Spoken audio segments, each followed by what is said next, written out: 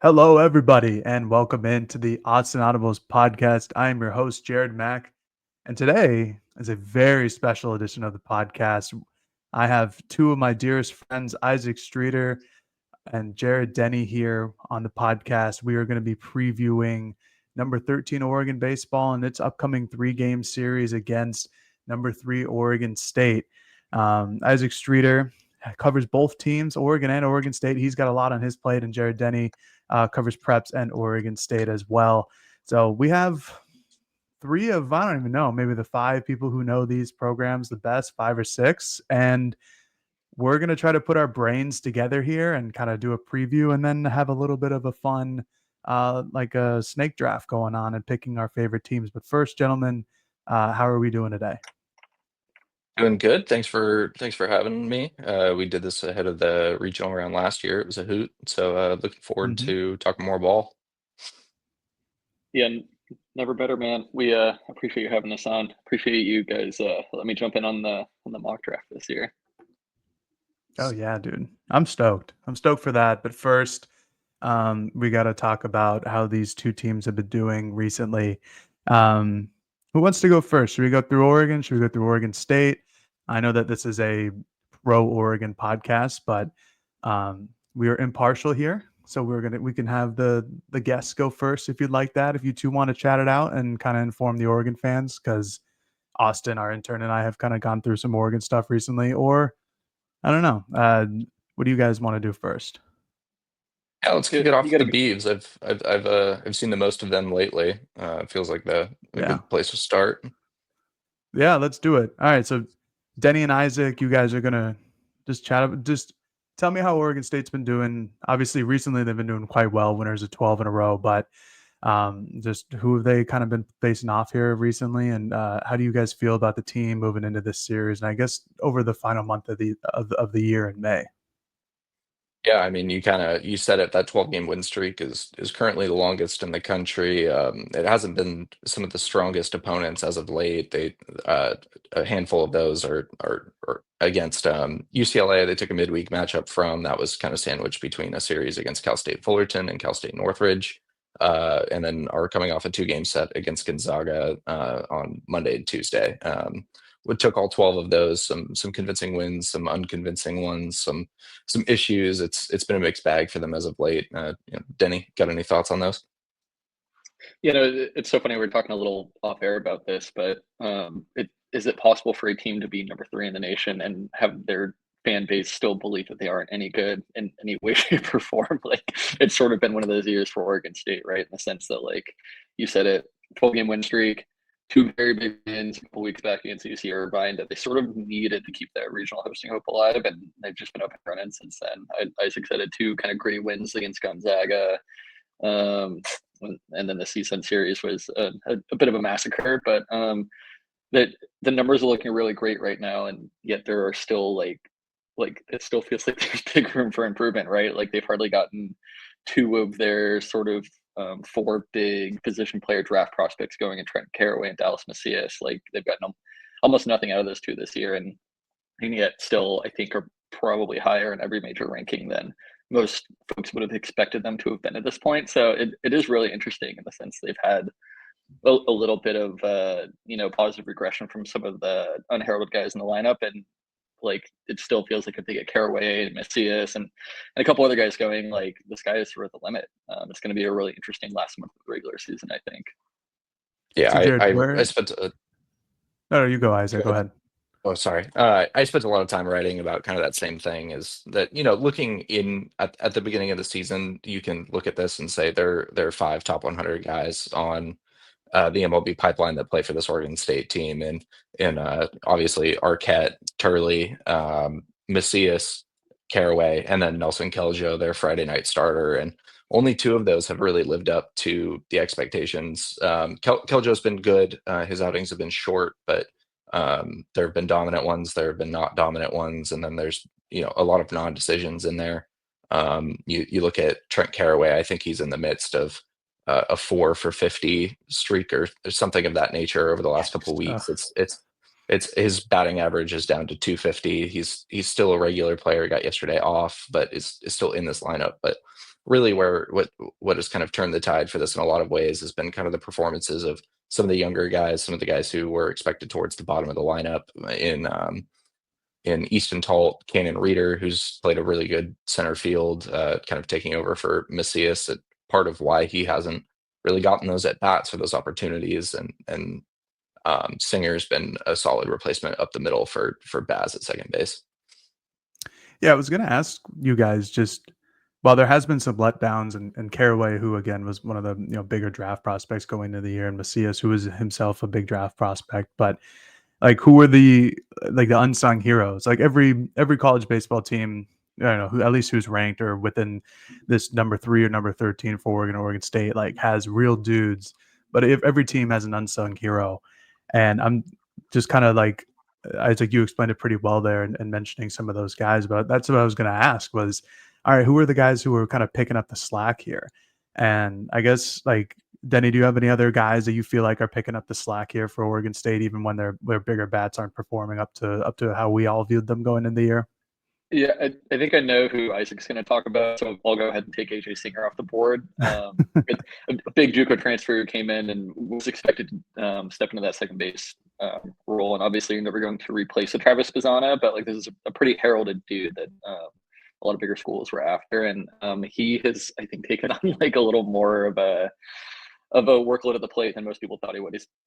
He's hit cleanup several times in the last few months, or last few weeks, I should say, and which is not something that folks would have expected. Like, this dude is hitting in the 8-9 spot for a lot of the season, and he had a 12-13 game hitting streak at one point. I lost his stats; it's had somewhere right in front of me, but he's hitting the ball really well, and I think the defense is incredible. The defense was always going to be sort of the thing that stuck out with him. But I think his bat has very much been a pleasant surprise. He kicked over to third base the other day when I needed him to. So a little versatility there.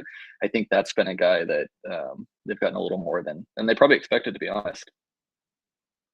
Yeah, and then my obvious the pick Denney's letting me take here is Easton Talt. He's kind of been my guy since the beginning of the year. Super limited his first 2 years with the team, but has really found a spot as their right fielder and leadoff guy. He's the only regular left-handed hitter in this lineup right now, but he's been a spark plug at the top. He's getting on base at over a 500 clip right now. He's tapped into some power as of late.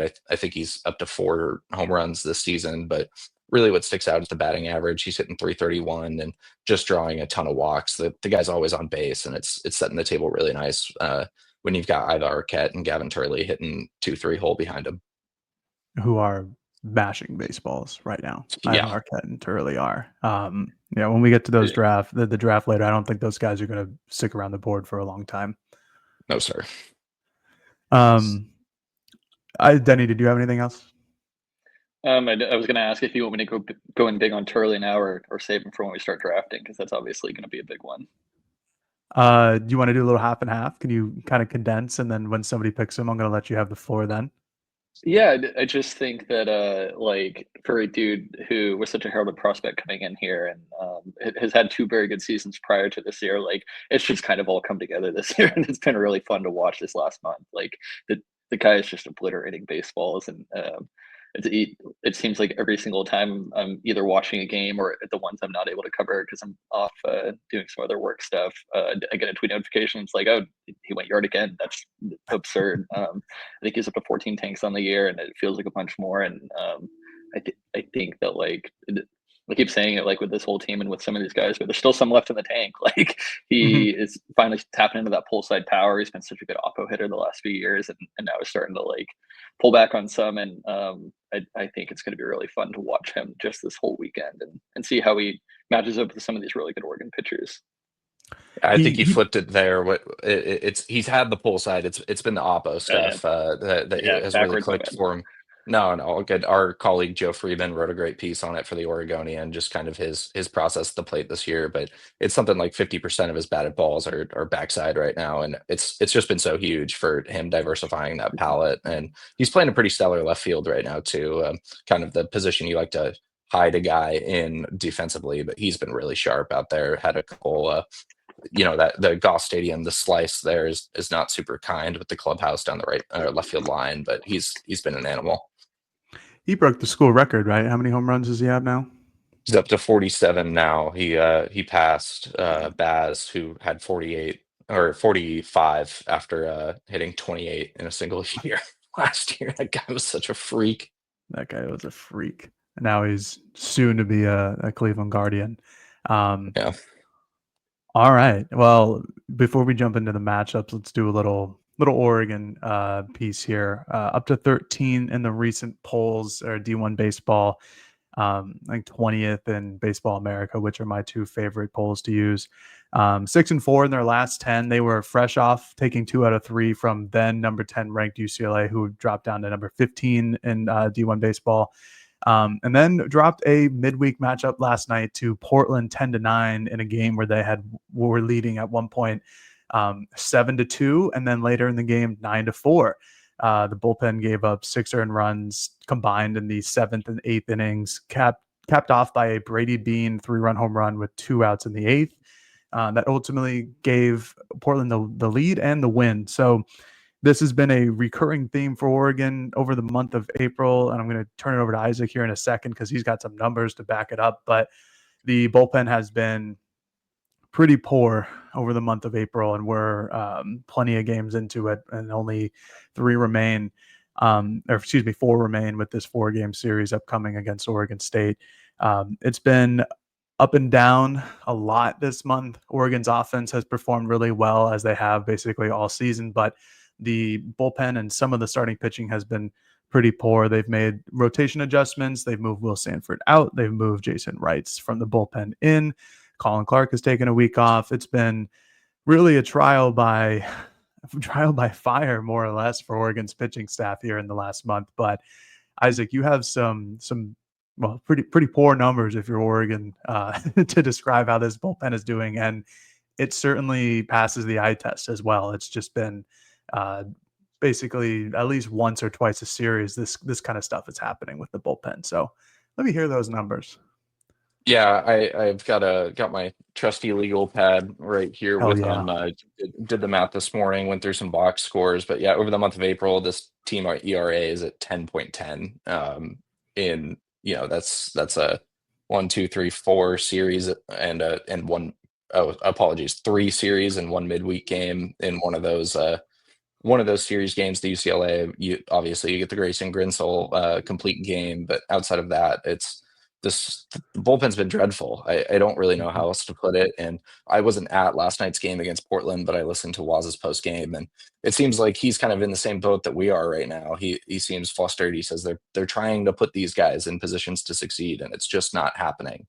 I'm not really sure what to even make of this bullpen right now. I think it's just kind of a liability, and in college baseball, you can't count on getting those 6, 7, 8 and with Grinsell 9-inning performances routinely from starting pitching, especially a starting pitching group that has struggled and has had to make so many adjustments on the fly.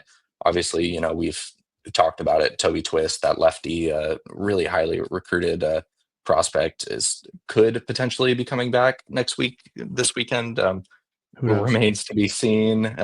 Waz said at the end of February that he could be coming back end of March. Here we are, end of April, still haven't seen him.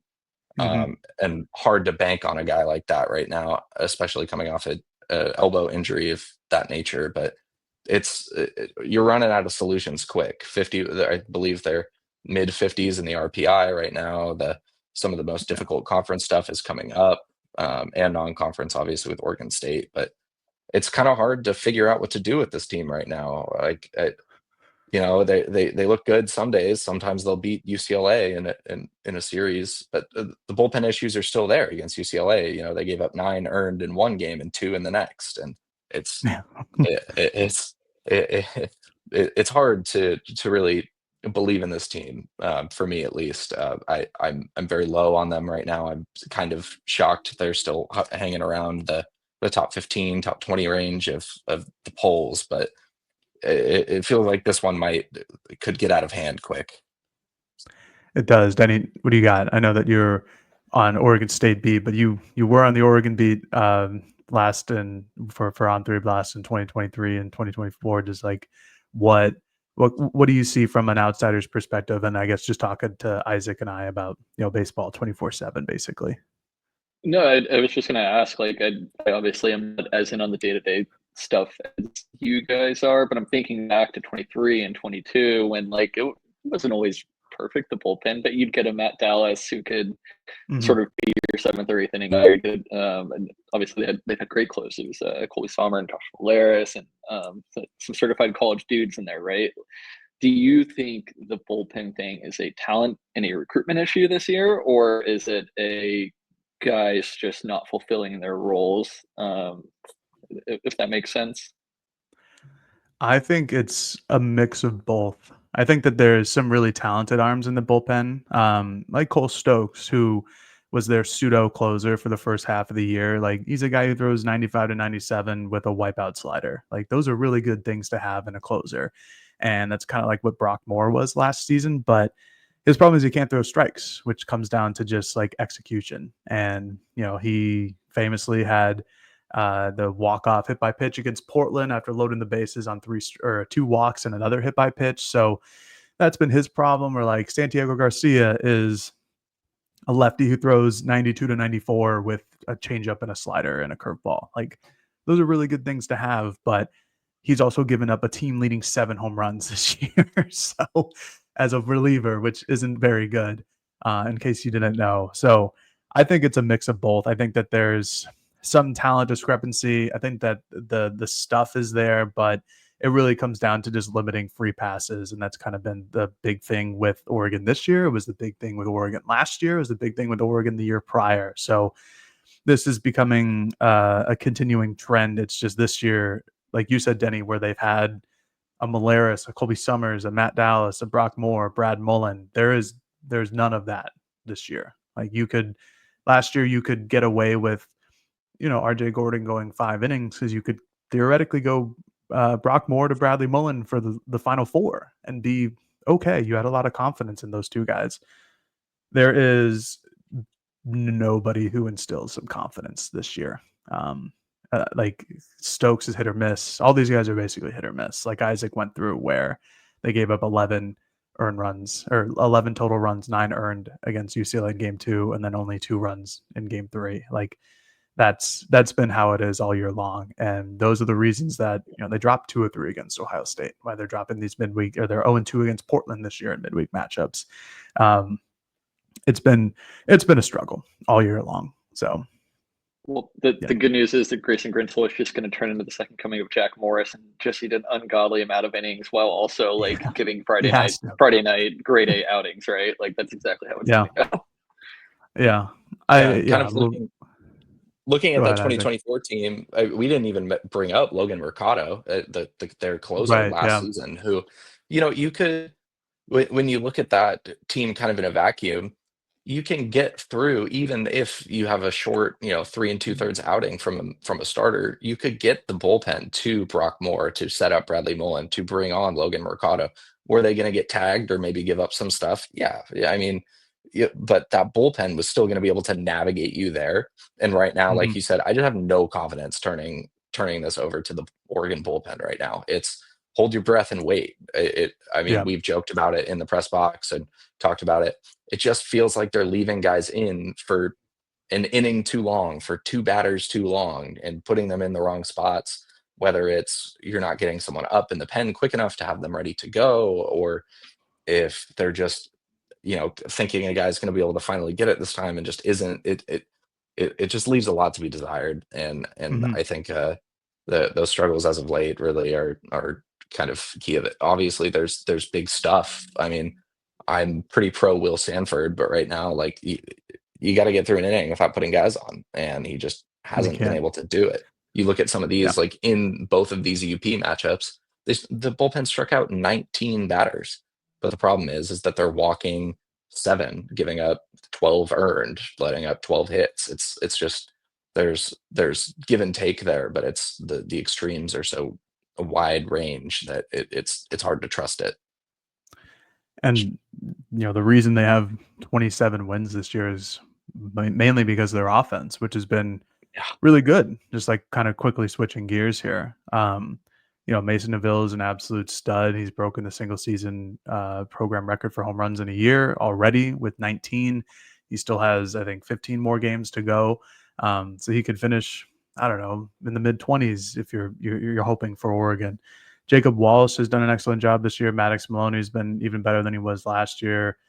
Anson Arrows has been a lights out left fielder and has been good at the plate. Ryan Cooney is a guy who has been incredibly important to the bottom of this lineup and is hitting well over 300, had a 9-game hitting streak and just a couple games ago. Like, their offense has been pretty darn good, and this is without Chase Meggers performing at all. This is without having a lot from Carter Garate and having a constantly rotating right field. Like, it's been how Oregon has been the last couple of years, where pitching is questionable, but the offense has remained one of the better teams in their conference, then in the Pac-12 and now in the Big Ten. It's just will anybody in the bullpen or the pitching staff kind of show up outside of Grayson? And Jason Wrights has done a good job recently, but it's still a question mark every time. It's like, oh, you're going to get the good Jason Wrights, or he strikes out 11 over 7 innings against Maryland, or the not so good, where he's just getting hit around and can't locate a fastball or slider. So it's been up and down. And like you, Isaac, I'm still surprised that they are ranked where they are given the quality of losses. Because, Portland was RPI 183 heading into last night. And that's the second time that Oregon has lost to them. So they haven't been punished too significantly yet. And I'm still a little surprised about that, if I'm being frank. But yeah, I'm in the same boat with them. It's funny. We're about to do this draft and take the best prospective players from each team, and like, don't you both sort of feel like these two teams have the same issue, that the bullpen is just morbidly unreliable? Oregon State's is better lately to an extent, right? And I like the talent in that bullpen. Admittedly, I've seen them a lot more than I have seen Oregon, but like, you look at the issues with Oregon State's bullpen and you're like, I think I could fix this. Like, their issue going into the year is they didn't have a true closer. They lost a lot of really good relievers from last year's squad, and it sort of has been by committee. And losing Matthew Morrell early in the season to season-ending injury certainly didn't help. But you still do look around, and I'm not trying to make Twitter comments the end-all be-all of all this. Maybe once a week you can look at the Twitter comments for an Oregon State game thread, and it's just people absolutely ripping their hair out at the bullpen choices. And it sort of feels like Mitch Canham and Rich Dorman can't win for losing sometimes. And I keep caveating this, but it has gotten better. And I think a lot of those guys are going to continue to get better. And you look at guys like Wyatt Queen, James Kramer, and maybe their numbers don't, like, their raw stats don't jump off the page, but you can see the stuff is like absolutely there. And it's some of it's starting to click, and you're just waiting for all of it to click. And Isaac, I'm curious, with you being sort of the one out of all three of us who have seen these two teams the most, like, how far off would you grade the two bullpens? Like, are they close right now? Is Oregon State's like kind of vastly better at this point? Because I think that will be a big factor, obviously, this weekend. Oh no. He hated my question so much. I know he did. And his Wi-Fi just blew up. We got the text. Here he is. I'm Isaac back. Streeter. What did I miss? Portland Tribune, back. Isaac Streeter. Hello. Yep. Howdy, Did you hear the end of Denney's question? I did not hear any of Denney's question. I heard his statement about the Oregon State bullpen's inconsistency. But what was the question? And I'm curious with you, like, you have seen like the most of these two teams out of all of us. Would you say that Oregon State has like a pretty good leg up in terms of bullpen right now going into this weekend? I think yes, but it's just because of, like, these are both inconsistent bullpens that are hit or miss, and that they have the same number of guys that are going to get the same amount of time, and the same amount of innings, kind of in the same deployment and structure. But I just like what Oregon State has to offer better right now. These are both bullpens that are very heavy fastball, slider, changeup guys with curveballs on occasion. But I just like the offerings from Oregon State better. I feel more confident in, a guy like Leif Palmer right now, who still has an ERA of 0, which is somewhat shocking to me, but it keeps putting up innings, and he's 6'6", and it's coming out of the hand at like 95, 96. And relative to what Oregon has to offer, where it's, their sophomore is, Santee comes first to mind, but is like 5'10", Featherston. and Yeah. and Ryan Another Featherston or Ian sophomore. Umlaut, and these guys are it's 88, 90, maybe 91, 92.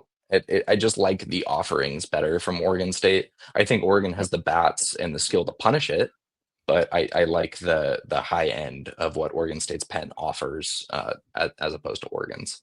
And I think they just have more guys to kind of throw at the wall. I mean, you can go through this, and there are a ton of guys who have a ton of a run throughout the year, where Oregon has kind of the same, but there is some more regularity in who's getting touches. Yeah, And I think I maybe 100% agree. Oregon State benefits from that kind of, I don't want to say unique, I don't think it's all that unique anymore, but they really piggyback Nelson Keljo, their Friday night starter, with Eric Segura, last year's Sunday starter, who has become a sort of long reliever, a sort of like is going to get you 3 to 4 innings every outing out of the pen, even though he's kind of treating every one of those outings like a start and warming up for it like it's a start. And I think that gives Canham and Dorman a lot of like liberation on Saturdays and Sundays to just kind of throw stuff at the wall and see what sticks, and sort of run hot hand, so to speak. And it's been really interesting. And I think there are so many talented dudes in that pen that you look at the stat sheet, and it's a lot of ERAs to start with 5 and 6 and 7, but I don't think it necessarily tells the story of like going into this year, they thought they had maybe 6 or 7 or 8 dudes, maybe more, who like eventually are going to be major league draft picks. And I think in that sense, like the pen's been a little disappointing just because it hasn't been that, like, I don't think I've seen 8 dudes who are going to get drafted someday, but the sheer raw talent is like absolutely there. And that's where, like, if Oregon State starts to put that together, then they really do look like a sort of super regional or bust, Omaha or bust sort of team. Yeah, and I think that's the biggest difference. Like, yeah, the ERAs might start with a number that you don't love to see, but they have stuff, and they have swing and miss stuff. They have, high fastballs and swing and miss slider and off speed, which is really what you want. And I think that's been the biggest struggle with Oregon, is that the stuff isn't there. And if it's not there on a given night, then teams aren't really going to chase after anything. And that's, we can get into it, but that's all like spin rate and perception and extension and velocity out of the hand and all that induced vertical, all that other stuff that I just think All that Oregon nerd State is stuff. all that nerd stuff that goes into why a hitter swings at a ball in the dirt. And when Oregon's pitchers have it one day, they'll generate the strikeouts and it'll actually look like a respectable bullpen. It just doesn't happen as often as what Oregon State's bullpen is going into. And I think that's a kind of a nice little segue here into what both teams need to do to win the series, win 2 or 3 this weekend. We can talk about the Tuesday game too. I kind of look at that as just like weirdly not part of the series. I just keep saying 3-game series, even though it's a 4-game series technically. But that's probably because it was a non-conference game in the Pac-12. But anyways, just like what these teams need to do to limit the offense or limit whatever it is the other team is looking at. I guess for you guys, for Oregon State, like how do they come away with a series victory here? How do they take 2 or 3 or 3 or 3 in Eugene going into this weekend? Denney, you want to lead us off here?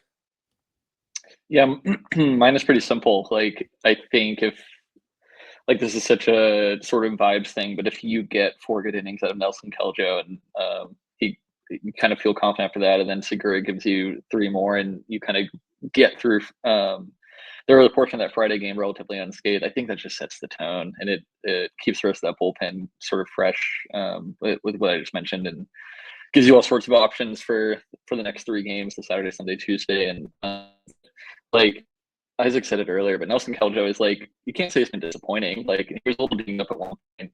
He had some short things because he was dealing with a non-serious thing. But for a guy who is a top 100 draft prospect and had a lot of jumping from bullpen to the starting rotation this year, I think like you just want that little more X factor, that little more like sort of ace thing, so to speak, out of him. And I think this is like a big weekend for him to show it. As a Portland kid who probably grew up playing against some of these guys, playing with some of these guys, and like is going to want to make a statement of a whole bunch of dudes in the stands that he knows. Like, I think this is a big one So that doesn't exactly answer your question, but I think that's one of the things we're looking for is like, can you get Nelson Keljo off to a good start? Yeah, I think for at the plate, I totally agree with what you said about the pitching. I think we saw the best of Nelson Keljo at the end of last season in big spots, and this is a really big spot for him this week. I think this is kind of where he's at his best, is at kind of as one of, when the moment is hot, when he has to perform, and then being able to have Segura behind him in their last two Friday starts. They've gotten 9 innings out of both of them. They've pitched back-to-back combined complete games. They haven't had to get into their bullpen until Saturday, which is huge for them. So I think if they're able to do that on Friday, that sets a really big tone where you can have guys like AJ Hutchison and Leif Palmer and James DeCramer and Wyatt Queen at the ready for Saturday, Sunday. If you got to get Dax Whitney, their Saturday guy, or Ethan Kleinschmidt, their Sunday guy, out of a game pretty quick. As for offensively, I think it's going to be seeing pitches. They're going to want to run up counts on Grinsell and Reitz and Clark and drag those guys deep into counts and pitch counts early in games. Guys like Easton Tolt and Turley and Arquette at the top of that lineup will do a lot for them there. But I think cutting down on swing and miss from guys like Caraway, who might end up looking like catnip to Oregon pitchers with kind of his struggles as of late and his desire to swing at first pitch. Cut down on it a lot in Monday's game, but the point still kind of stands. I think getting to protecting their own starters early and getting to Oregon's quick and forcing Waz to get into his bullpen pretty early will set a big tone for them offensively. Yeah, if I cover the team as much as you guys, I think I would say the exact same thing. It's like try to get the starters out after 4 or 5 innings and then just kind of feast on the bullpen, which is what other teams have been doing. And if, to Denney's point, if Oregon's best chance of winning right now in my head is Friday night, because that's their best pitcher going on the mound. And this is a very good Oregon State lineup. Grayson has shown that he has stepped up in these big moments. He's done it his entire career in postseason performances, and this is going to be one of his most important regular season starts. Like, that's the guy you want out there. And if Oregon State can, limit him to 5 innings, even to 6 innings, like, that's going to be huge, because then you're going to get into Oregon's bullpen, and there's no telling what that's going to look like. But if you can start off with a win on Friday and take down their best pitcher, then you have to be feeling pretty darn good heading into Saturday and Sunday, where it's just significantly more question marks with whoever's towing the rubber at first pitch. So I agree with you guys. Both points is like work the counts, get into the bullpen, and then try to start the series off with a bang. Go after Grayson really quick. But what else? Anything else for you guys? Out on Oregon State. I'm just curious. Like, I remember watching Grayson's freshman year, and I haven't covered him full time since then. But one of the trends the last few years was like there was always the 1 inning with him, the one where the command goes away a little bit, and that's where you see trouble start to creep in. Like, has he ditched that, so to speak? And he certainly did during that complete game. But like, is he sort of started avoiding those implosion innings? Because that's something that comes to mind. Where like, if you get that against the bottom half of Oregon State's order, and you get Talt and Arquette and Turley up with some dudes on, then like it's going to be a problem at some point. I think he's done a much better job of that this year. Like I'll go back to the complete game because that was his most recent start, but that was 105 pitches. He wasn't going through like 120, almost like 130 to get through it. Like, he's done a much better job. There have been some moments like that where the control kind of goes away, but I think he's just been significantly better in terms of just locating strikes. I wish I had the stats pulled up in front of me about how many walks he's had this year, but he's significantly cut down on that. And I think that, like you said, Denney, was his real downfall in his freshman and sophomore years. Like, he'd look great for 1 inning. It's like 1, 2, 3, 2 strikeouts and 15 or under pitches. And then the next inning would be like 3 walks, a hit batter, like 30 pitch inning, giving up 2 or 3 runs. And that can kind of just derail you when you're a starting pitcher. But I think he's been much better in that terms this season, and I think that's been the biggest step in his development. Frankly, it's just not having those terrible innings. But your Oregon State, you're going to try to have him. You're going to try to get him to throw one of those terrible innings. That's for sure. For Oregon to win 2 of 3, I think it's pretty simple. I think you need the bats to stay hot. You need to drive in guys who are on base, and you have to pray to the Lord that the bullpen kind of comes through, that or the starting pitching other than Grayson and the bullpen kind of comes through. They haven't really shown it this year, and certainly not out of late.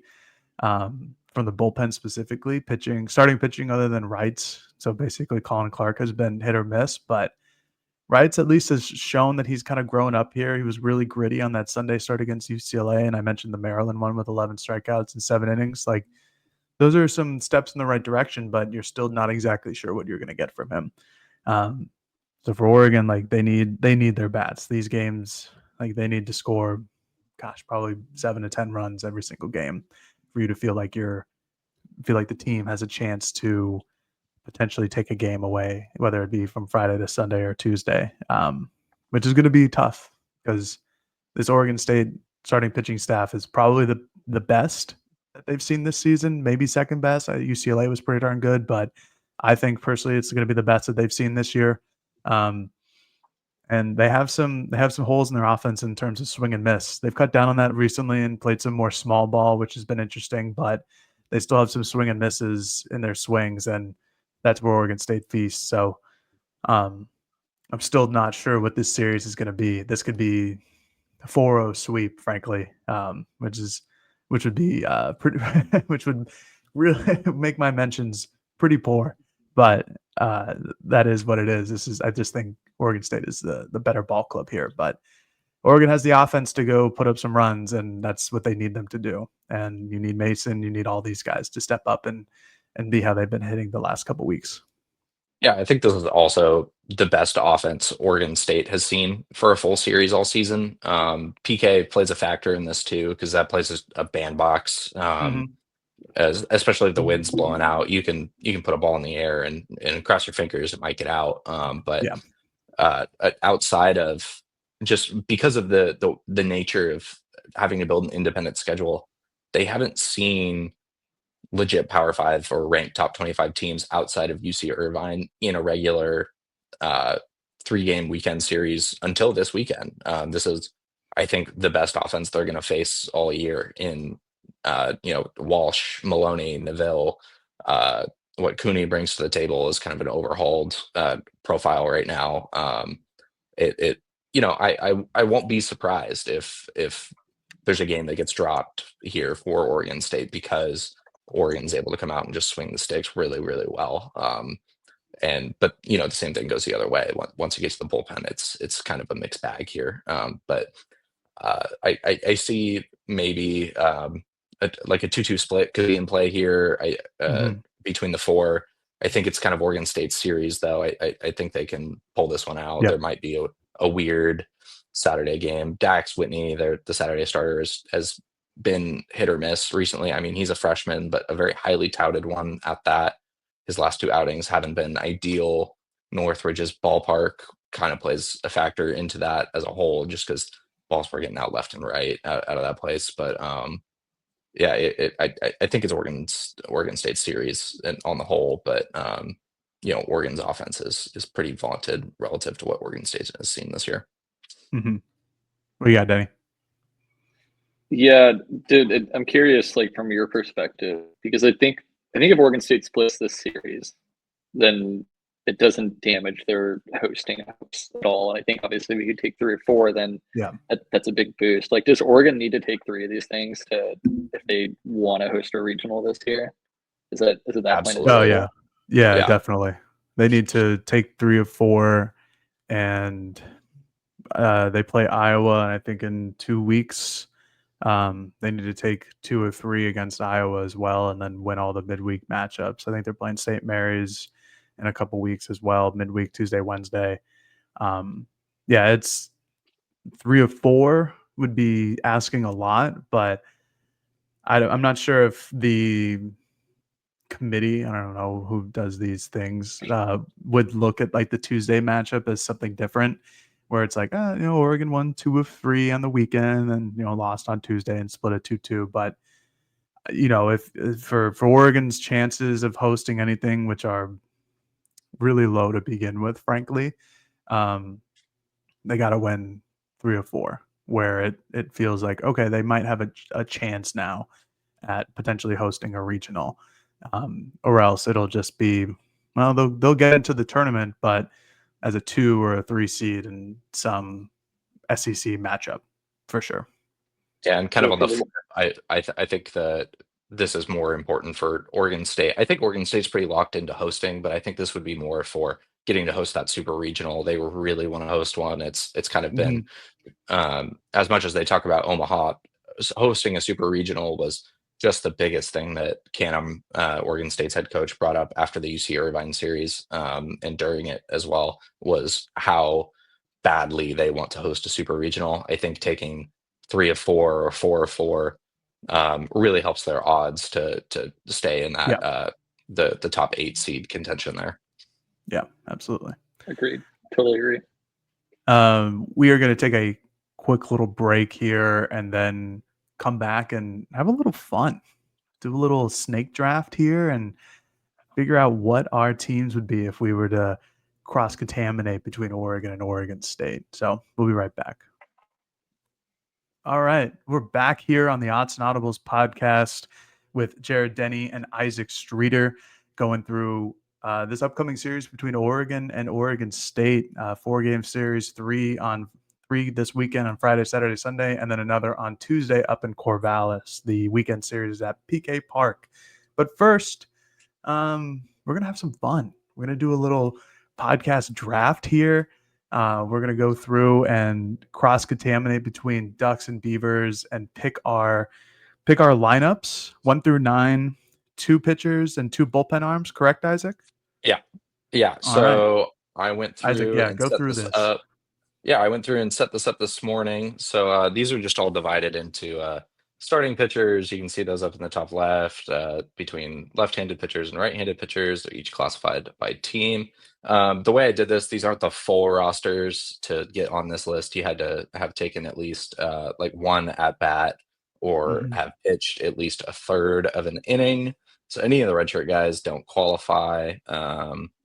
I did forget to put Tyler Jones on here because he did play some second base, shockingly. Put him as a bullpen arm. Yeah. No, remember he played some second. But did. anyway, if you really want to take Tyler Jones at second base, Mac, you're more than welcome to do so.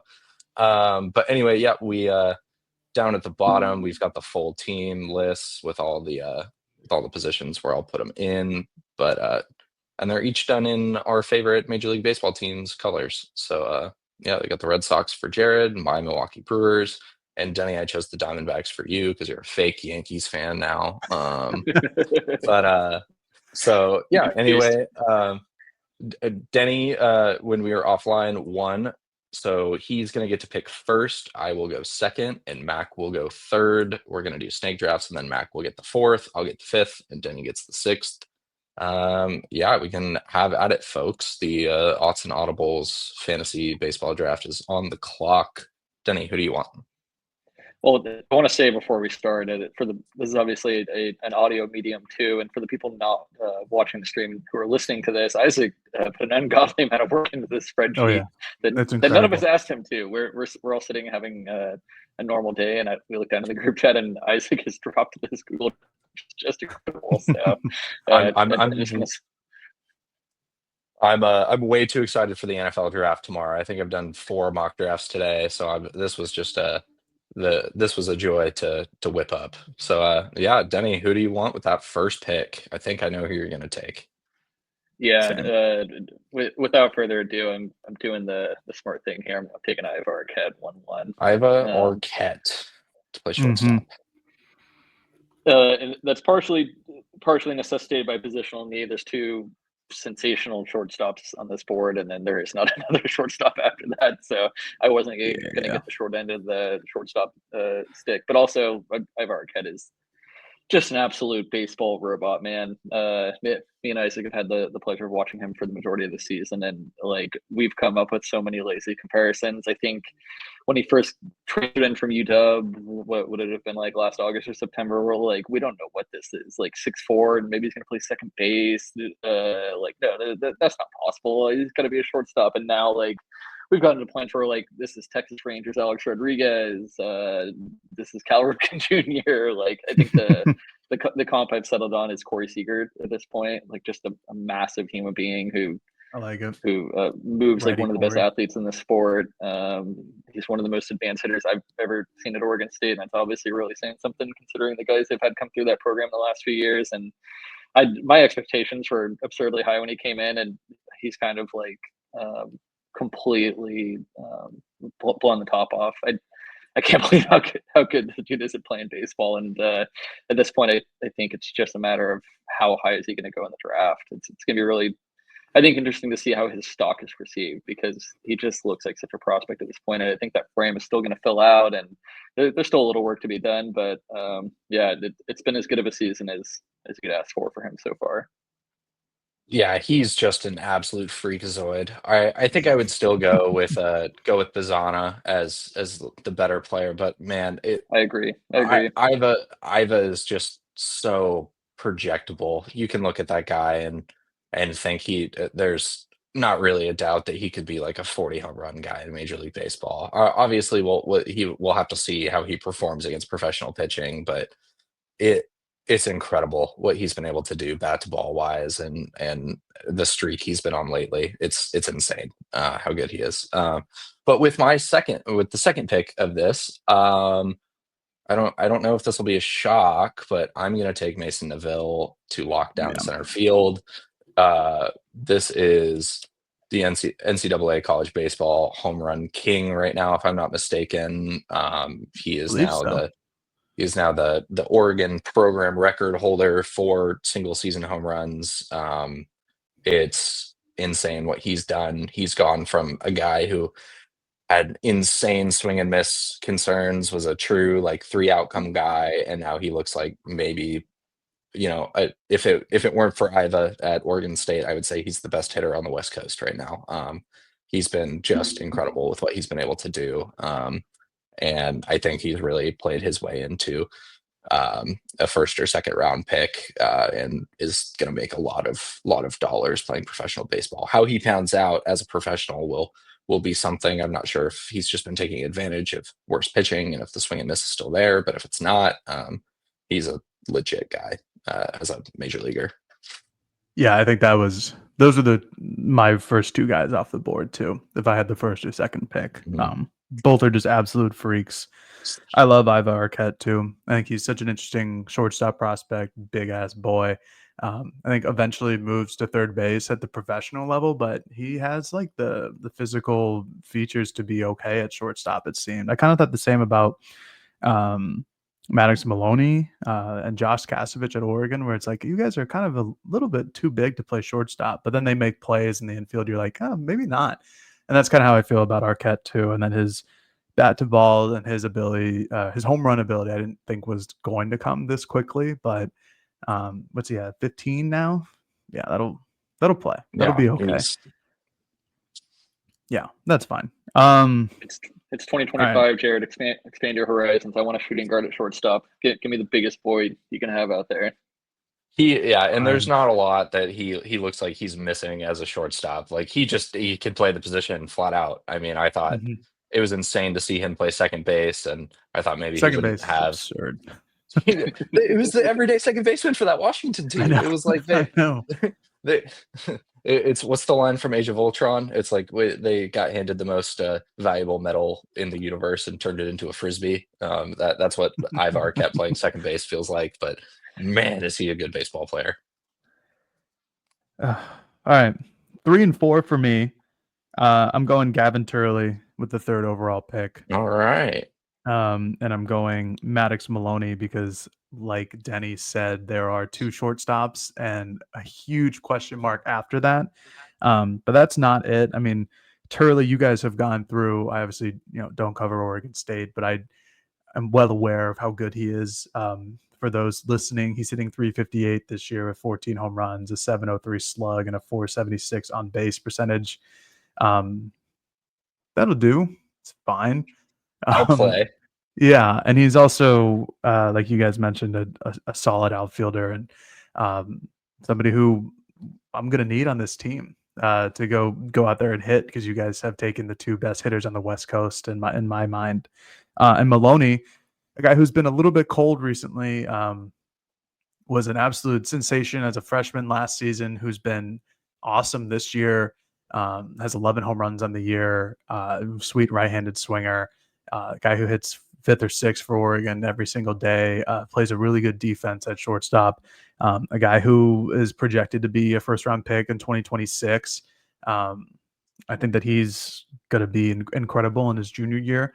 He needs to be a little bit more consistent, but then again, I'm just kind of nitpicking because he's a joy to watch basically every single game. I mean, against Ohio State, he had 5 home runs in a weekend, which is, again, pretty good. Like, that'll play. Four in a day. It was in 4 different in a games. day. It was a doubleheader, but 4 in a day.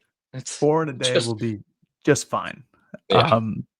He's incredible. He was a joy to watch last year. He's been a joy to watch this year, and I think it will be a great addition to the ball club, if I'm being honest. Yeah, the 2022 or 2026 Major League Draft for college shortstops looks so legit between him and Rock Chalosky down at UCLA and Justin LeBron at Alabama. Just really good ball players. With my second pick, so we've got him listed here under second base. He has technically played a couple innings at shortstop this year, and just to round it out, I'm going to take him before someone else can. I'm going to take Ryan Cooney to anchor shortstop for me. What Ryan Cooney has done this year has been pretty incredible. Last season, before Maddox Maloney was able to set the freshman home run record, Ryan Cooney briefly owned it. I believe he hit 7. He was a 207 hitter with some strikeout issues. And this year, I'm not sure if he's overhauled his swing or what they've changed in his approach at the plate, but man, he's been pretty spectacular as a singles and doubles guy. He gets on base a lot. He does a lot of work for them at the bottom of that order. I think he's a really good college baseball player, and he's more than welcome to play shortstop for my theoretical team any day. Denney, we're back. Yeah, really good fielder. He's been good at second base. I liked him at shortstop, and he got some run there last year as well. Denney, you're up with the 6th pick. Yeah, this one's gonna maybe seem a little funky right off the top, but we're drafting for sheer ceiling here, and if I'm doing that, I gotta start filling out the starting rotation. I'm taking Dax Whitney, man. Hard not to. That was next on my board. Oregon State's Saturday night starter, true freshman who I think the first time that we ever talked to him and had, been going in maybe 6-7 minutes chatting with him, and Isaac knew full well that his high school ERA was like 0.000 something or whatever, and Isaac asked him, like, were you just the angel of death in high school?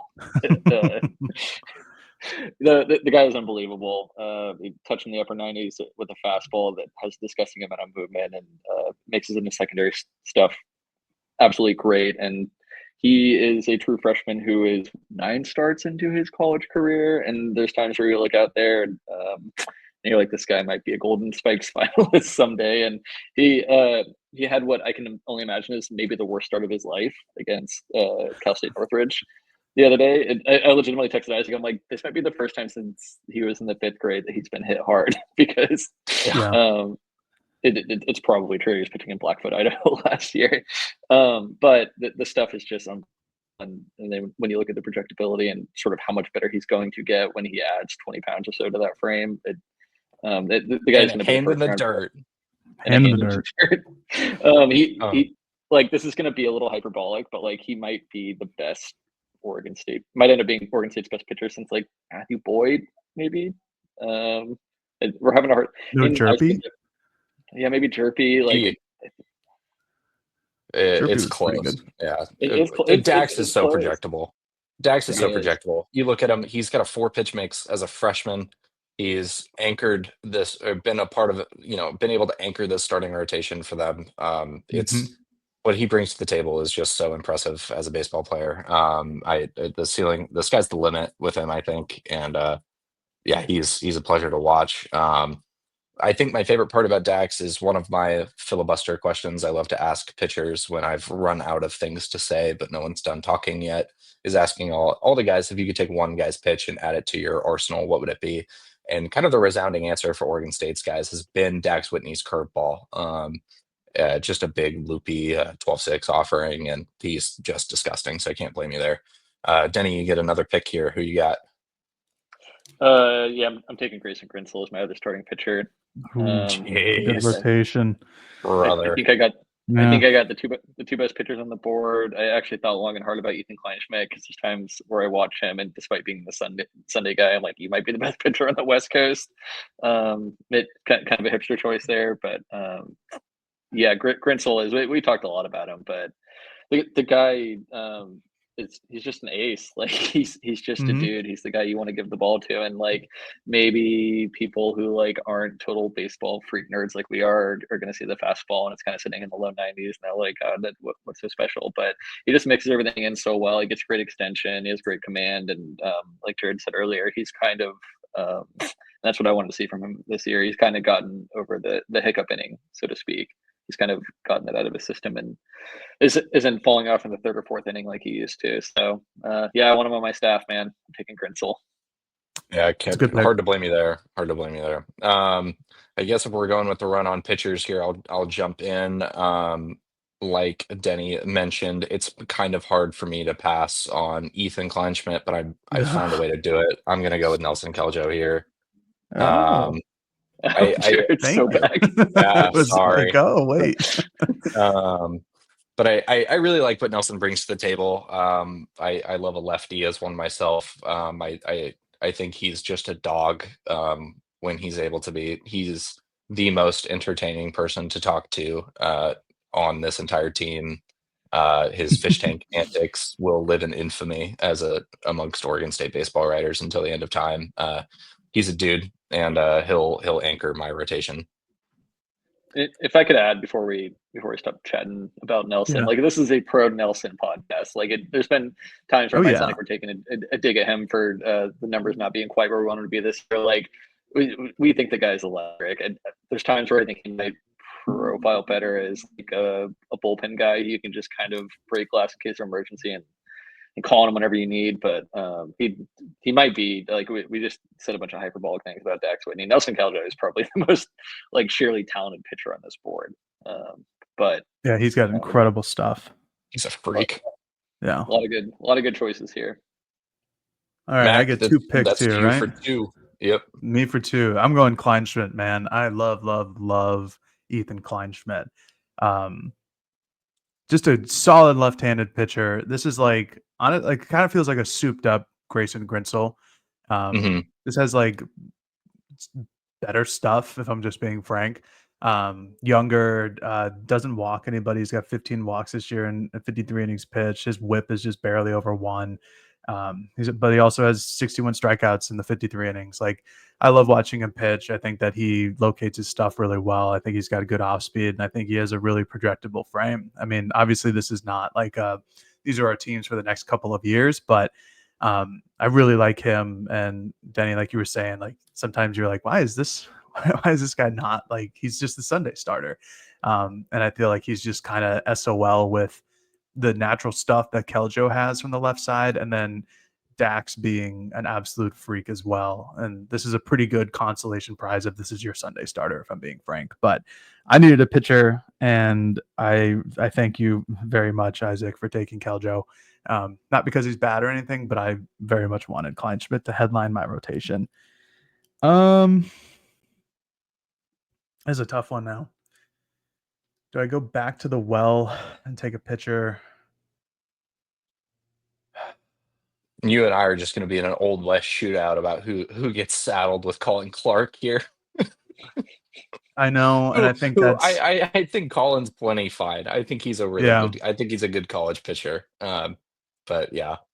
Why don't one of you just take Segura as your other starter, like he basically is? He He does basically have one is. start. Maybe I should have counted him. You're free to take. I mean, I already cheated and took Ryan Cooney to play short. So if you want Eric Segura in your rotation, you can be my guest on that one. I think I'm gonna take Wrights. Okay, I like it. I Actually, like no, it. I'm not gonna take Wrights just yet. I'm gonna take Jacob Walsh as my Hmm. starting first baseman. Um, Walsh has been quietly very, very, very good this season. He has not had the same power numbers that he has in years past. He actually just hit his 10th home run this past weekend. He was the fifth Oregon player to hit a double-digit home run, and he was the last to do so, which is incredibly surprising because over his Oregon career, he's just been known as the power hitter guy. And he's done a much better job this year of hitting for average, striking out less, chasing less, drawing more walks, getting on base more, but still hitting for power, lots of doubles, not as many home runs. And defensively, I thought he's taken a step up too, because that's been a big problem with him in recent years as well. But I think he's a really good middle of the order bat for any college baseball team. He's going to go down as one of the best players to ever come through Oregon. He came back for his senior year. I don't know where he's going to get drafted or if it's going to work at the major league level or the minor league level, but for college baseball, I think he's a hell of a bat in the middle of the lineup. And we'll get to more pitching later. I think that he's too good to not have this early on in the draft. I love what Walsh has done this year. I haven't been able to look at the D1 baseball numbers for batted ball profile, but I have to imagine his fly ball rate's down, but it's come with an increase in line drives. I think he's just squaring the ball up really, really well right now, and being able to put it into the gap. That the power is still playing. It's just been gap to gap power, and having him as the third bat in that lineup has been great for them. I really like what he's been able to do. As for me, with my next pick, I'm gonna double dip at the middle infield and go with AJ Singer. He's gonna play second base for me, so I'm gonna have basically two second basemen up the middle. But I really like what AJ Singer does as a hitter right now, and I think he's a really slick defensive second baseman. I think pairing him and Cooney up the middle would be great. I'm with you there. You guys are ridiculous, man. I can't believe you gave me Trent Caraway. Oh, the third He baseman was- who can't play third base? I He don't was care, right man.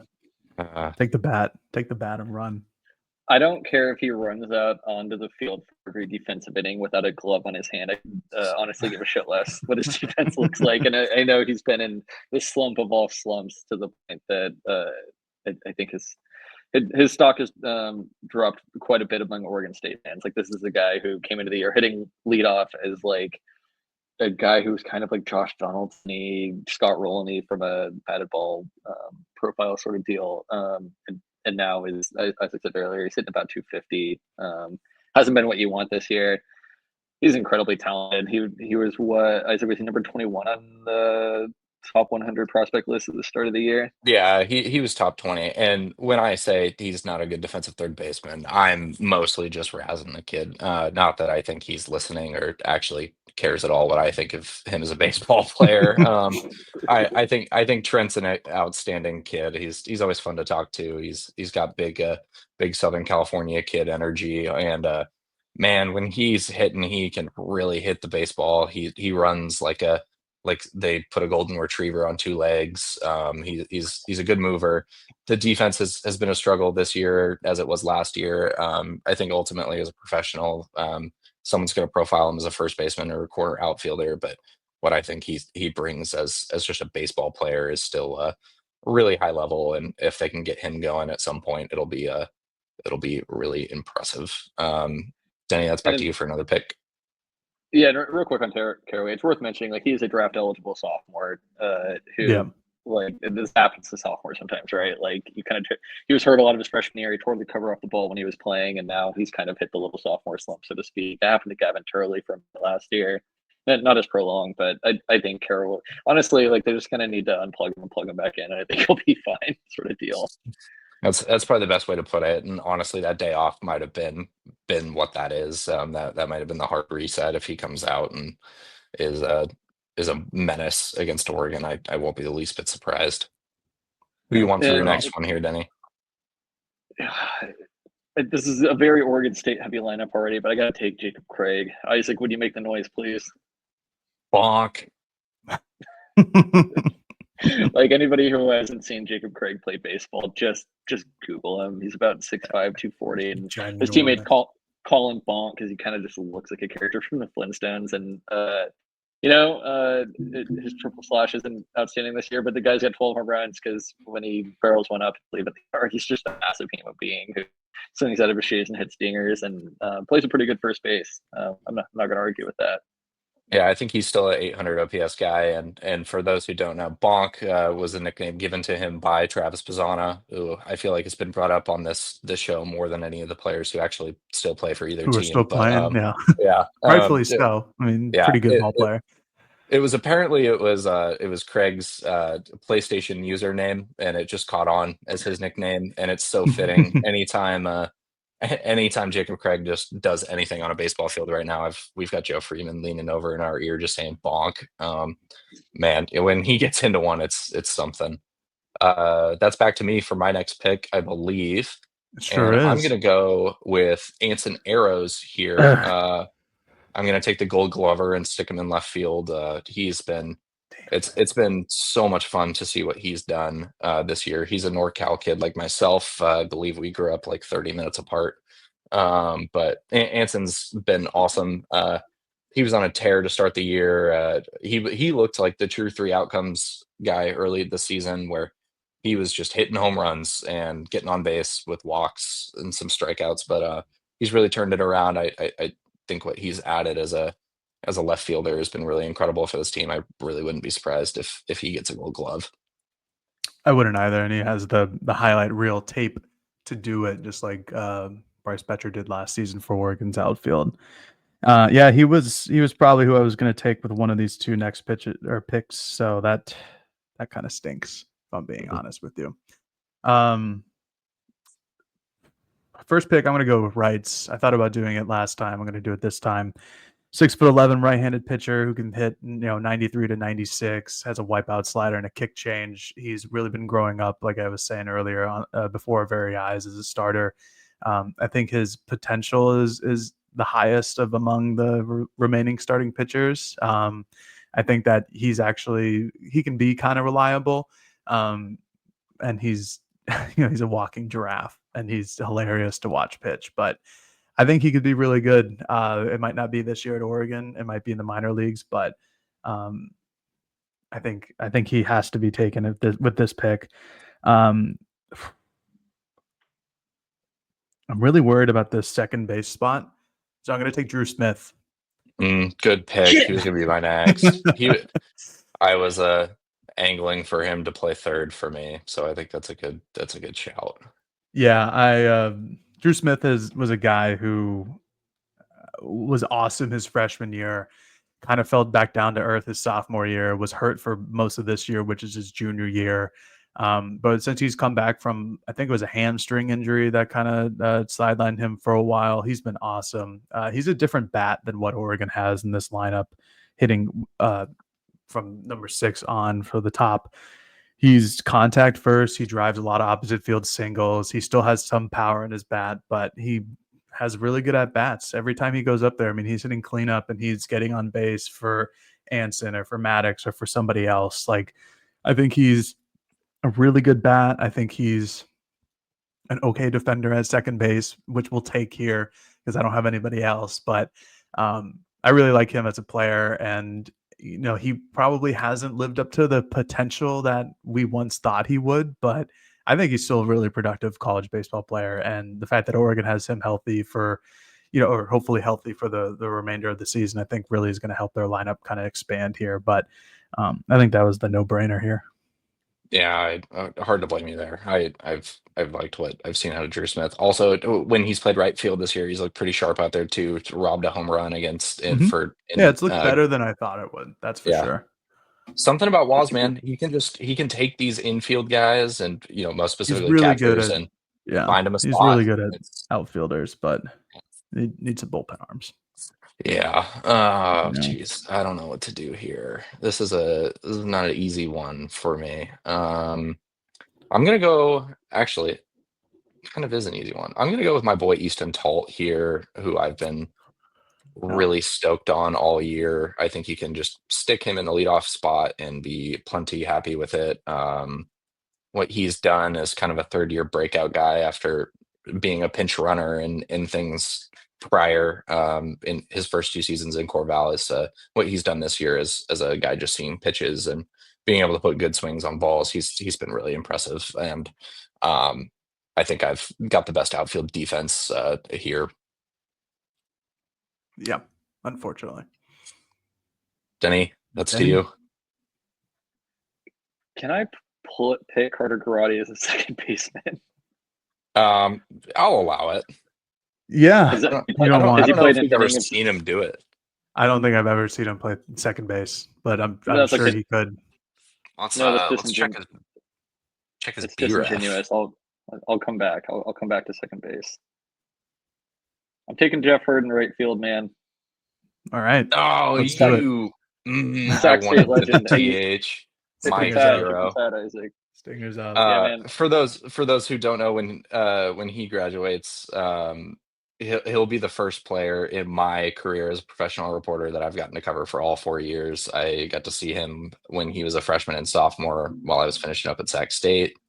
Then he transferred to Oregon. He's fun. Sorry, Denney, I totally cut you off. Apologies. I just wanted to talk about Jeff Hurd. Jeff Hurd postdates my time covering Oregon full time, so I never had a full season of watching him. He came out hotter than a $3 pistol at the start of last season. We were just like, is this the best player on the West Coast?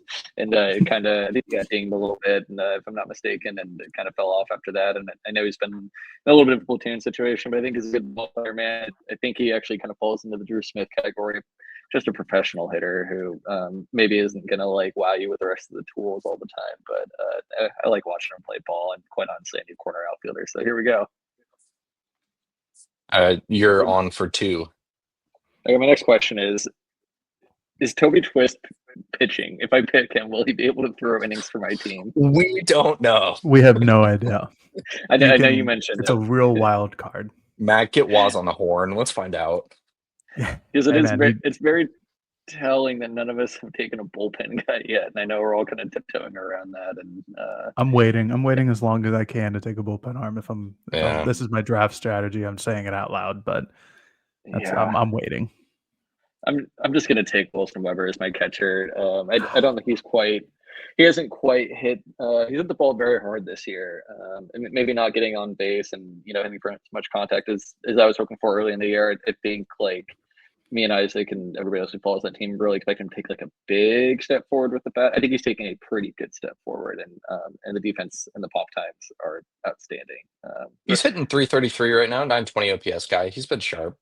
And I was going to add it, like the bat is waking up the last 2 or 3 weeks. Like it's definitely getting there. And like the funny thing is, and Isaac joked about this a few times, like he just catches every game. Like you don't see college catchers catch as many innings as he does. He's an absolute brick shit house of a human being, for lack of a better term. And just a player you want in your ball club. The more I talk about it, I'm getting happier and happier that I took him. This is a great pick by me. I'm not. That was a terrible pick by you, because that's what I wanted.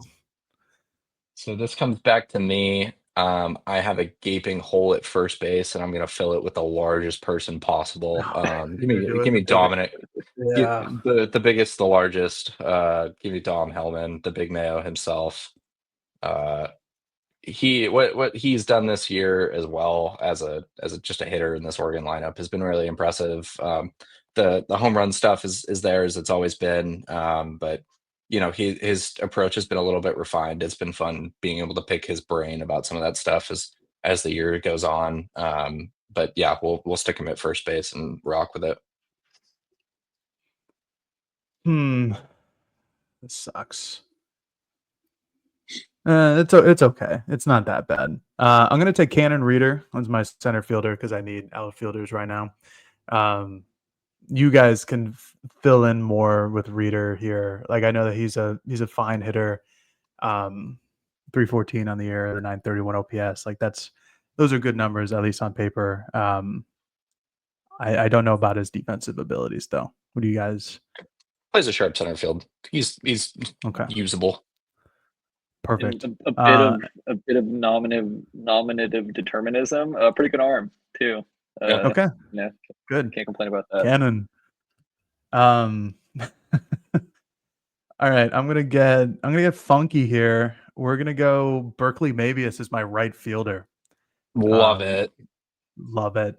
Burke has actually been playing a lot of catcher recently, but he has seen a couple innings in the outfield. Really good athlete for his size. He's a really big kid. I think he's 6'4", listed at like 215, 220 on the roster.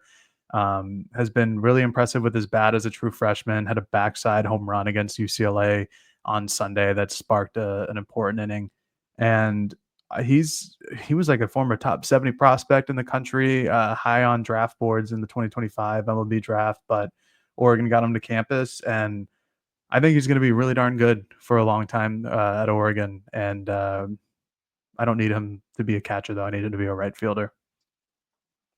Yeah, the Berkeley the comp I've determined for him is it's a bit hyperbolic, but switch hitting catcher from who has blonde hair and blue eyes. This is Adley Rutschman too. If they ever figure out if he's actually a switch hitter or not, we have yet to see him hit from the right side of the plate. I don't think so. I don't think it's gonna happen. But on paper, switch hitting catcher that plays for an Oregon University. Welcome back, Adley Rutschman. But yeah, with my next pick, don't love how the board has broken for me either. I'm gonna take the first bullpen arm here, and I'm gonna go with Eric Segura, and get plenty of length out of him. What they've done with him as the piggyback guy this year has been really impressive. The way everyone's really explained it has been they want to play him they want to have him come in relief of Nelson, who has both have big fastballs. Nelson's a four-seam guy, where Eric is a sinker guy. Nelson's a lefty, Eric's a righty. The two pitches just play really well off of each other when they can go back to back like that. And he's stretched out to be a starter, so you get a lot of length out of him from the bullpen. Denney, on to you for 2. This is a funny one for me. I'm taking Chase Meggers as my No. DH, but can I have the 2024 version of Chase? I admittedly haven't seen a ton of him this year, and I know you guys have talked about him. He was pretty decent at the start of the year, wasn't he? Yeah, he broke a finger, and then I'm not really sure has fully recovered since. But for the year that dude put up in the Cape, it's just, especially this late in the draft, the return on investment is too high. I'm actually very happy with that pick. Yeah, that was hard a good to blame one. You. Another one for you, Denney. And then I'm going to take, I can't believe we let him fall this far. I'm taking Dallas Macias, man. And my question is, like, did this have to be how it turned out for Dallas Macias this season? Is there a world where they just kept running him out there for all of March and he just sort of figured it out? I don't have his numbers in front of me right now. It's been bad. He's out of the starting lineup. He's hardly playing anymore. He got off to numbers wise a pretty bad start to the year, and I didn't think it was all that terrible process wise. He was still making loud contact. He wasn't striking out a bunch. We all just kind of assumed he would work his way out of it. He hasn't. I don't really know what's going to happen there in the future. Not in our draft, but for the real Oregon State baseball team. But he's a good ball player, man. I want him on my team. I'll take him as my left fielder. As your left fielder? Yeah. Yeah, it's been up and down. He's hitting 133 right now, and the kind of the not resurgence, but the arrival of Cannon Reader and Easton Tolt have just kind of blocked him as a guy in the lineup. But when he's been in there, like you said, he's getting on base, he's making good contact. But I just think back to the most recent game at Portland at the Hillsborough ballpark. He's stinging balls, and the second baseman's just finding a way to glove him. Those are probably have expected batting averages north of 700, and just not his day, and it hasn't been his season. Hopefully he's back for another year. Upon further review, can Sorry, can I make him my center fielder? That was a Yeah, sure. clerical error on my part. No. We're good. We'll bump him. Dallas. Let's see us. And then with my pick here, I'm gonna go with Carter Garrotti. I need a third baseman. He plays an exceptional third base. Yeah. For Mac and I have talked about it quite a bit. What he brings as a bat is kind of all over the place, but somehow he's still hitting, I think, 300. He's a singles machine. They're often ugly, but that's what he does. And he plays pretty sharp third base. So he can hit 9 and play third base for me all day. Plays a very good third base. Boy.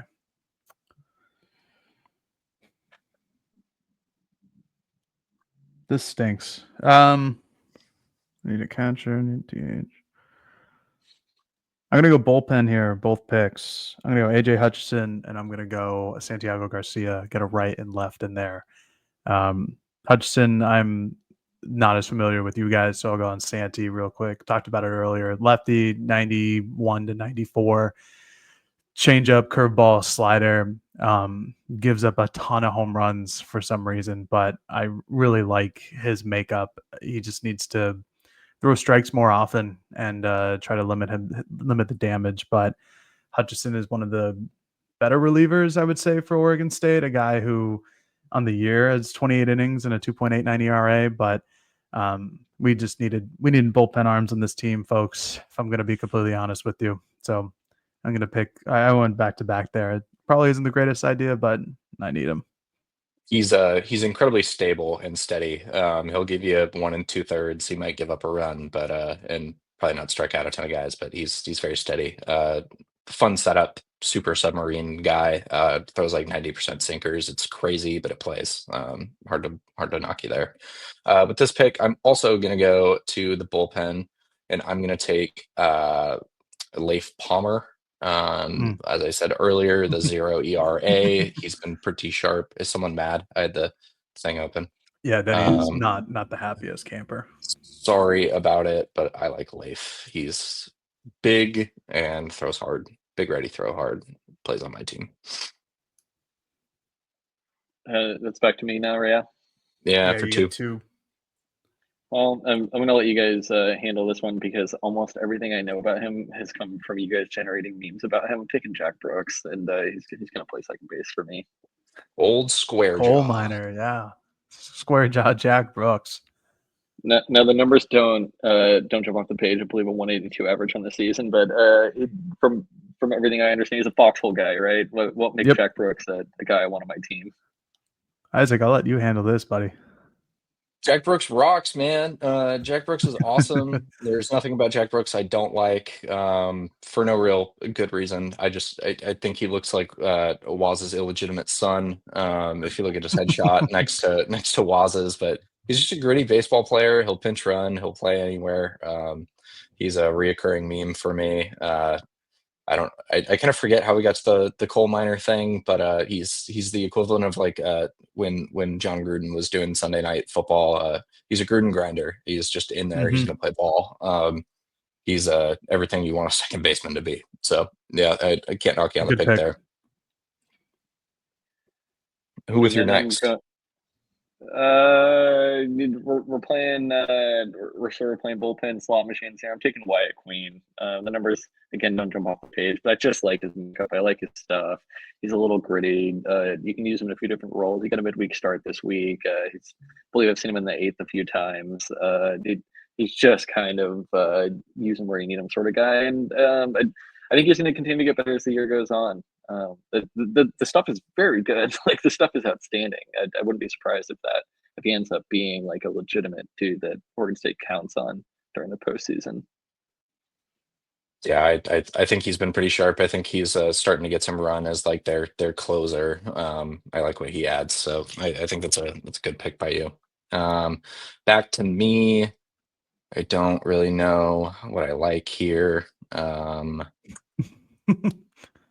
Just getting a little confusing. DH. I'll go with Carson McIntyre. He's been stinging the ball lately.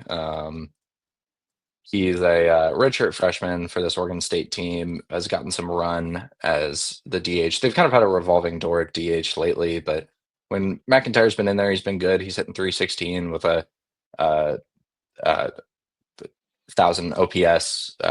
He's only played in 12 games, made 5 starts, but when he's been out there, he's been good. We can stick him at the DH and he'll be fine. Perfect. It's all coming together, folks. I'm taking Cohen Nikolai to be my catcher and Parker Stinson to be my designated hitter. Nikolai, true freshman catcher, came in the same class with Mabius, right-handed hitter, has platooned a little bit this year against left-handed pitching. A guy who's just not ready for the college game yet, but I kind of really like his swing profile and his makeup. Another big boy that Waz has recruited.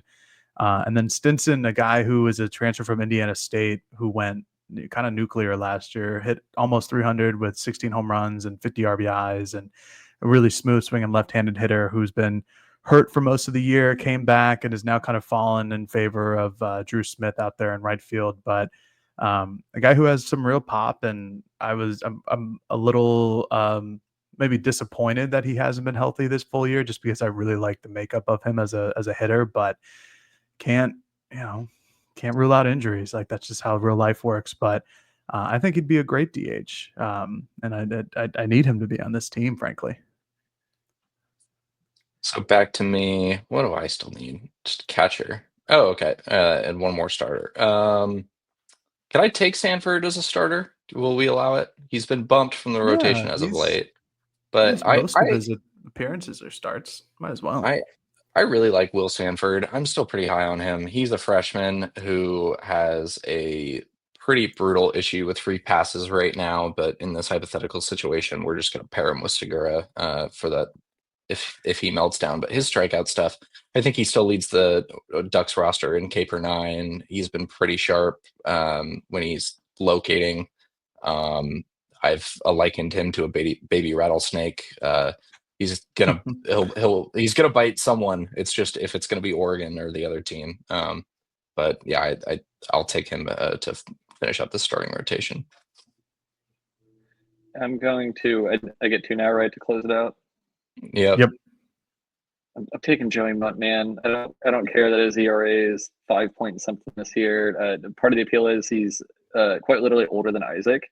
So he is. And then, or they call him Grandpa down in the bullpen. Uncle Joe. And then one more for you, Denney. And I'm going to fill out my outfield with Levi Jones. Love it.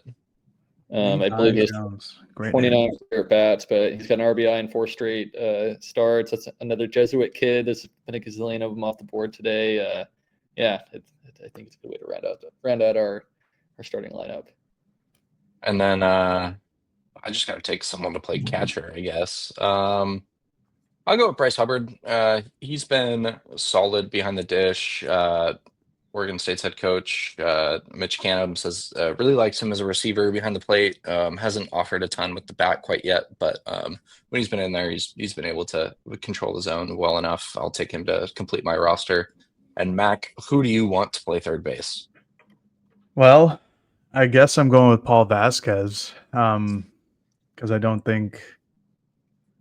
really think that there's another option here. So, yeah, B-ball Paul, welcome to the squad. This is it. I was hoping to maybe get Carter Garrotti at one point, but how about 143 hitting Paul Vasquez? With one start and I think 7 at bats. He'll be a year 2 guy, year 3 guy, but big recruit for them, and is incredibly funny. I've learned over the past couple of days from seeing him just walk by stuff. I think there's upside to be valued there. But yeah, we want to go through these one more time. That's it. Yeah, let's do it. Everybody go through theirs. Yeah, Isaac, lead us off. All right. My starting rotation is comprised of Oregon State's Nelson Keljo and Oregon's Will Sanford. At catcher, we're going to rock with Bryce Hubbard. First base, I've got the big Mayo himself, Dom Hellman. Up the middle, I'm playing AJ Singer at second base and Ryan Cooney at short. Third base, we're going to have Carter Garrotti. And then from left to right in the outfield, it's going to be Anson Arrows, Mason Neville, and Easton Talt, with Carson McIntyre in there to DH. And out of the pen, we're throwing Eric Segura and Leif Palmer. It's a good squad. It's a good squad. Starting things off, we're going Dax Whitney and Grayson Krinsel as a starting rotation. And then starting lineup, we're starting at catcher Wilson Weber. First base, Jacob Craig. Second base, Jack Brooks. Third base, steal of the draft, Trent Caraway. Shortstop, Ivar Arquette. Left field, Levi Jones. Center field, Dallas Macias. Right field, Jeff Hurd. Designated hitter, Chase Meggers. And then my two bullpen arms, Wyatt Queen and Joey Mudd. All right. Starting pitchers for me, Ethan Kleinschmidt, Jason Wrights, catcher, Cohen Nikolai, first base, Jacob Walsh, second base, Drew Smith, third base, Paul Vasquez, Maddox Maloney at shortstop, and then left to right, Gavin Turley, Cannon Reeder, Berkeley Mabius with designated Parker Stinson, and out of the bullpen, we have Santiago Garcia and AJ Hutchison. So, yeah, all three wonderful teams. I feel like a good little mix here. I don't think anybody's too one-sided, one team heavy, I should say. I think we got a good little mix going on here. Isaac, I love your outfield though. I think your outfield wins. Thank you. Yeah, that's incredible. We're playing defense up the middle, man. You sure are. We're getting on base. We're setting the table for Mason Neville. He's batting the 3-hole for this team. No leadoff Mason. As he does in real life. RBIs, man. Yeah, I don't blame you. Dropping them. All right. Any parting thoughts, you guys? We're 90 minutes here. Anything you got? I'm just looking forward to. Go ahead, Denney. I was going to say, I want to thank all 7 of the people who are still listening to this podcast who have thank you guys. Up with our nonsense. I feel like this started off with a very serious professional tone, and at some point we just took the mask off and shenanigans ensued. So this has been a blast. Great way to break up my afternoon. Yeah. Looking forward to sharing the press box with both of you this upcoming weekend. It's going to be a hoot and a holler down there at PK. It's going to be a good series. Going to be just like the old days. I hate to say it. Very exciting series coming up this weekend. Oregon and Oregon State with first pitch starting on Friday at 5:05 p.m. I believe it's another late afternoon game on Saturday, and then a nooner on Sunday, and then Tuesday. I have no idea what time that game is. Do you guys remember? I can double check. I believe it's going to be I think it's a 5:05. Perfect. That one, the Tuesday game will be up in Corvallis, but the previous 3 games, Friday, Saturday, Sunday, will be at PK Park. So thank you guys for joining the show. You guys want to give a little plug about where everybody can find your work if they've listened this far and kind of remember where to find you guys? Yeah, you can find all my stuff at the statesmanjournal.com. A good mix of Oregon State and high school baseball stuff going on right now.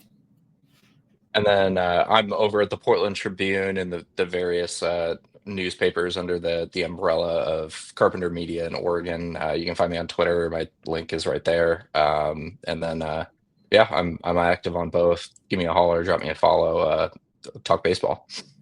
Yeah, get this boy's follower account up. We need it. But again, thank you everybody for listening. Thank you, Jared and Isaac, for joining the show. That's going to do it. Please leave a 5-star review wherever you are listening. And thank you again for listening to the Odds and Audibles podcast.